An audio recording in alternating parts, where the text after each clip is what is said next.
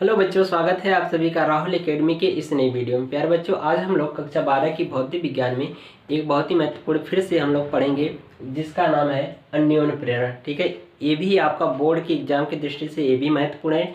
हमने पिछली वीडियो में पढ़ा था स्वप्रेरण गुणांक, देखा था वहाँ पर केवल एक कुंडली थी और उसी कुंडली में हम क्या कर रहे थे, धारा के मान में परिवर्तन कर रहे थे। तो उसी में क्या होता था, प्रेरित विद्युत वाहक बल उत्पन्न हो जाता था, जिस घटना को हम क्या कहते थे, स्वप्रेरण गुणांक कहते थे या स्वप्रेरण कहते थे। ठीक है, लेकिन इसी तरह से सेम चीज़ है, बस थोड़ा सा परिवर्तित है इसमें थोड़ा सा मान। तो यहाँ पर आज जो हमारी जो मुख्य टॉपिक है उसका नाम है अन्योन्य प्रेरण। ठीक है, अन्योन्य प्रेरण का मतलब होता है कि किसी दूसरी कुंडली में क्या हो, मान में परिवर्तन हो। जैसे एक तरह से उदाहरण में हम लोग कहते हैं, घरों में देखे होंगे बोलचाल की भाषा में, कि अगर तरक्की हम कर रहे हैं तो बगल वाले को क्या होती है, जलन तो होती है। ठीक है, तो वही चीज़ है कि यहाँ पर क्या होंगे, अन्योन्य प्रेरण में क्या होगा कि दो कुंडलियाँ होंगी।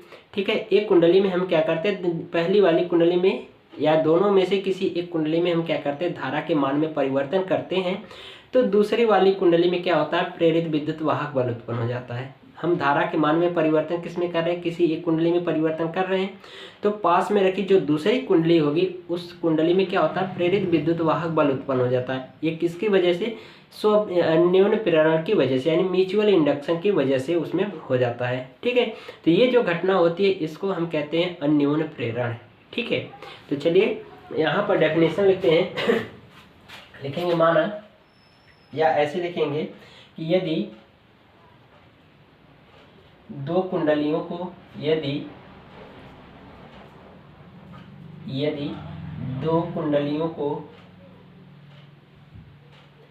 दो कुंडलियों को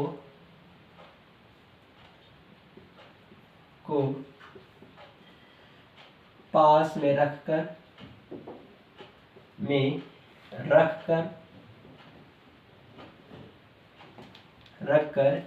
किसी एक कुंडली में धारा प्रवाहित की जाती है, धारा प्रवाहित किया जाता है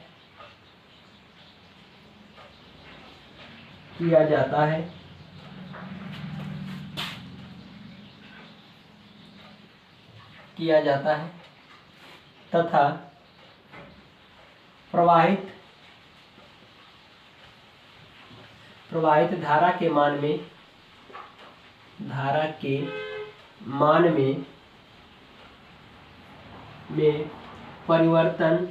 में परिवर्तन करे तो पास में रखी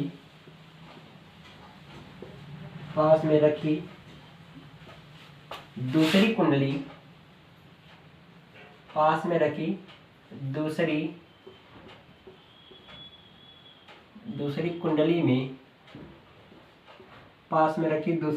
में प्रेरित विद्युत वाहक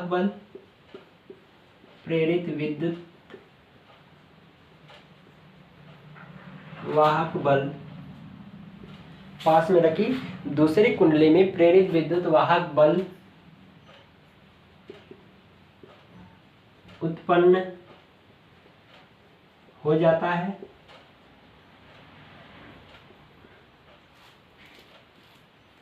इस घटना को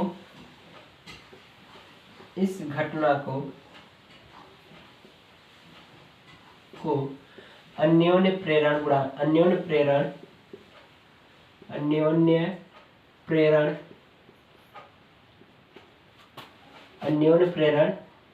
कहते हैं। ठीक है, अन्योन्य प्रेरण कहते हैं। ठीक है, इसका उदाहरण क्या हो जाएगा, ट्रांसफार्मर होगा। उदाहरण में इसका क्या होगा, ट्रांसफार्मर।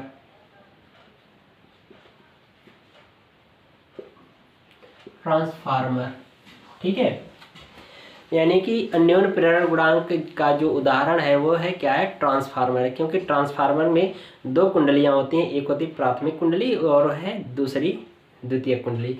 तो वही चीज़ यहाँ पर भी है कि इसमें क्या होगा, अन्योन्य प्रेरण में 2 कुंडलियाँ होंगी, जिसमें हम क्या करते हैं, एक धारा प्रवाहित करेंगे तो दूसरे के और उसी में धारा के मान को परिवर्तित करें तो दूसरी कुंडली में क्या होता है, क्या प्रेरित विद्युत वाहक बल उत्पन्न हो जाता है। चलिए उसका चित्र भी आप लोग बना लीजिए, यहाँ पर बना दे रहा हूँ मैं, ठीक है। थोड़ा सा बड़ा बनाओ, ठीक है।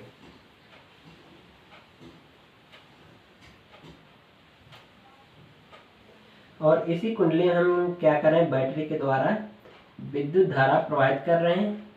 और एक क्या करिए, आप यहाँ पे धारा नियंत्रक जोड़ दीजिए। धारा नियंत्रक जोड़ने के लिए हम क्या करते हैं, धारा नियंत्रक इसलिए जोड़ा जाता है क्योंकि हम धारा के मान में परिवर्तन कर सके। और यहाँ पर क्या करिए, एक कुंडली जोड़ दीजिए, क्या कुंजी जोड़ दीजिए, ठीक है। ये हो गया। इसी में क्या करिए, धारा प्रवाहित कर दीजिए, ठीक है। और इसी के बगल में क्या होती है, एक दूसरी कुंडली रखी होती है।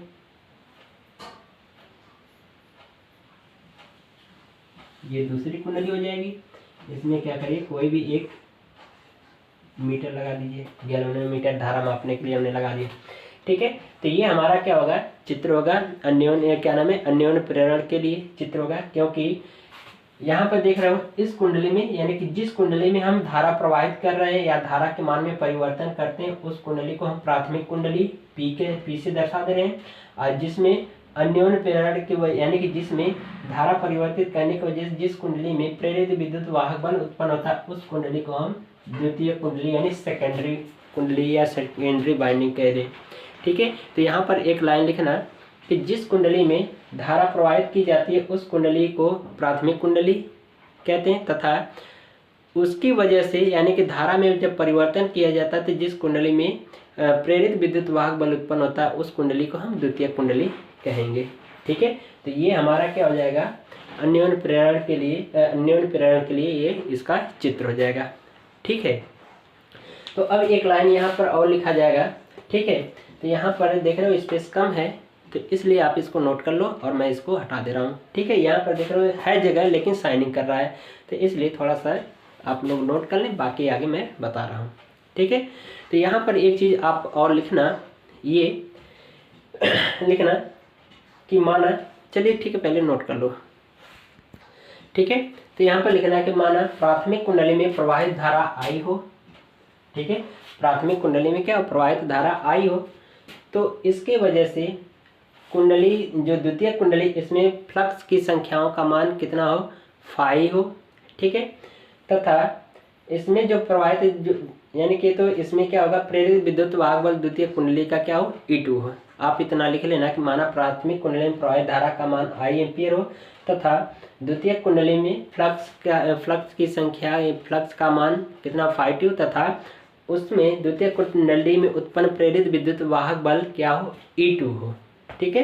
तब इसमें द्वितीय कुंडली की जो फ्लक्स ग्रंथिकाओं की संख्या होगी वो प्राथमिक कुंडली में प्रवाहित धारा I1 के क्या होगा, समानुपाती होगी, ठीक है। ये हो जाएगा N2, ठीक है। द्वितीय कुंडली की फ्लक्स ग्रंथिकाओं की संख्या जो होगी N2 φ2 समानुपाती प्राथमिक कुंडली में प्रवाहित धारा I1 के क्या होगी, समानुपाती होगी, ठीक है। तो ये हो जाएगा। तो यहाँ से जब समानुपाती का चिन्ह हटाएंगे तो ये क्या, इसको लिख सकते हैं N2 φ2 बराबर M I1, लिख, इसको मान ले समीकरण नंबर 1 लिख देना, जहाँ M एक नियतांक है जिसे अन्योन्य प्रेरकत्व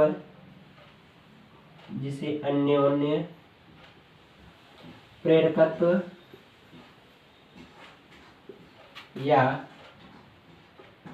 लिख दे रहा हूँ, जिसे अन्योन्य प्रेरकत्व या अन्योन्य प्रेरण गुणांक कहते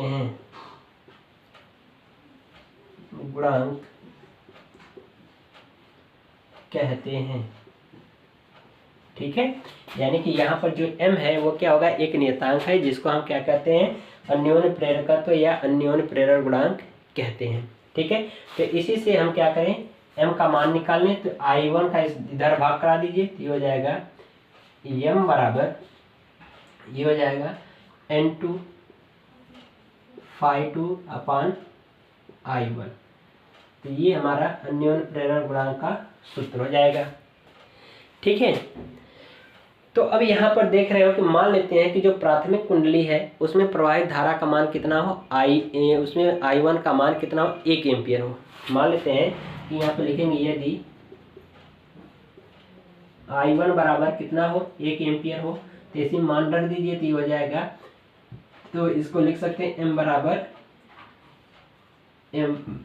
बराबर N2 phi2। ठीक है, तो एक ये सूत्र हो जाएगा।